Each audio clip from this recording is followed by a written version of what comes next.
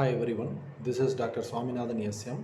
Now I am going to discuss about the topic called root locus stability and dominant poles under the units of stability analysis. So review about the previous class, we have discussed about the root locus techniques, that is different rules we have seen, and here we will discuss about the real-time problem with the example, and following the activity we will discuss about what is meant by dominant poles and concepts, and again with the formula, that is a 2007 formula, Kate 2007 problem. And again the root locus example, you can see g of s into h of s, that is divided by k into divided by s into s plus 1 into s plus 5. So based on this you can get the different poles. It doesn't have any zeros, so n is equal to p is equal to 3. So you can get minus 1, 0 and minus 5. So these are all the different poles. And again the step 2, we will get the values of centroid, then you can make the centroid that's values equal to 2, then angle of asymptotes, that is called 60 degree, 180 degree and 300 degree based on the given formula. And again that is the angle of asymptotes 180 degree and 60 degree, and the centroid means minus 2 using the formula, and asymptotes means 300 degree using the formula.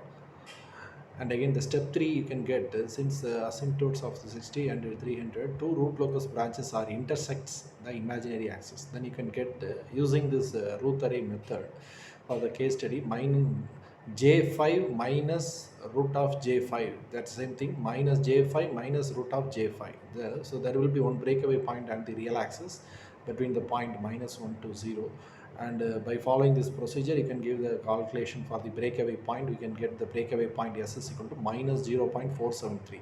So then the root locus drawing diagram given the control system from the following figure, then you can get to draw the root locus diagram for observing the movement of the poles and the closed loop transfer functions. So you can get the k different damping ratio.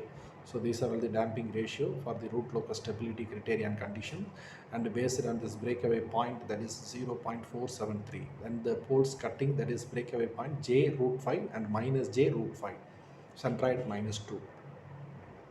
And following with the activity, what occurs twice in the week and once in a year and never in a day, that is called the E. And can you find the mistake and find missing the number?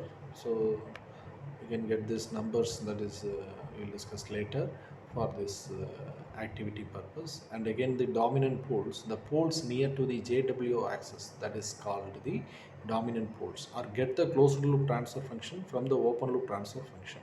So determine the poles on the denominators. Already I told the transfer function means, that is transfer function means, that is called zeros divided by poles, and you can get the poles from the denominators. So the poles which have very small real parts are near to the j omega axis, have small damping ratio. These poles are the dominant poles of the system.